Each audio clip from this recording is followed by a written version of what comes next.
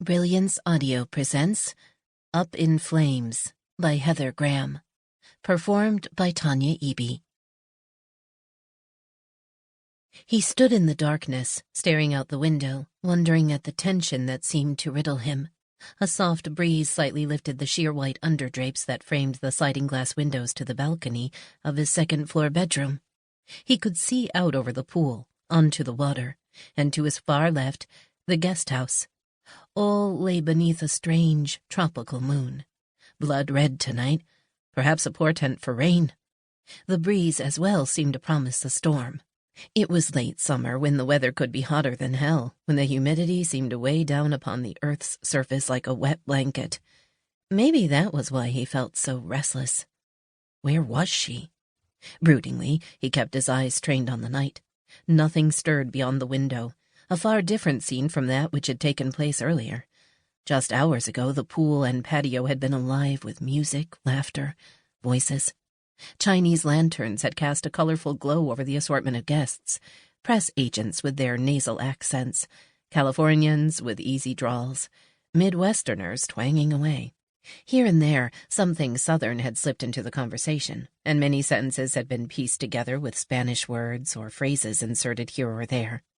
The laughter and gaiety had all been on the surface. Tension had lurked beneath.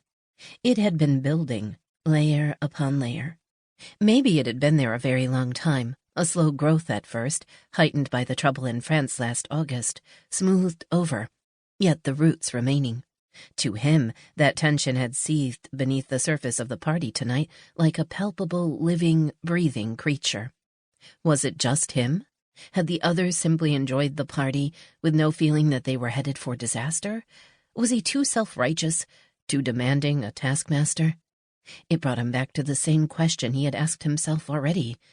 Where was she? He started to move, restless still, ready to pace the room.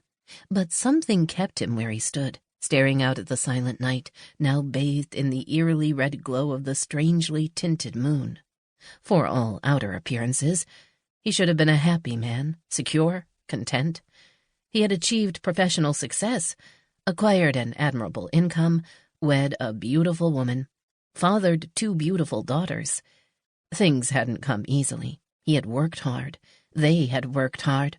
But he'd loved the work, loved it still, loved the music, the words, the sound of a perfectly tuned piano, the melody of a flute, the warmth of a guitar. His favorite instrument, one that could perform gently, passionately, tenderly, or grind out a refrain, screech into heavy metal. He loved it all still. Music, at its best and at its worst, was somehow honest.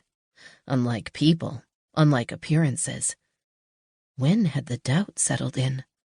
Appearances were what others saw, fabric knit together upon the top, yet beneath, too often, the threads were coming unfrayed.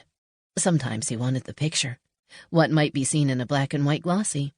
Before people became 3-dimensional, with thoughts they couldn't always voice, with secrets they were too ashamed to share. Move away from the window, he told himself. Forget the night, forget the fears. Live with the black and white glossy, and don't question what lies beneath.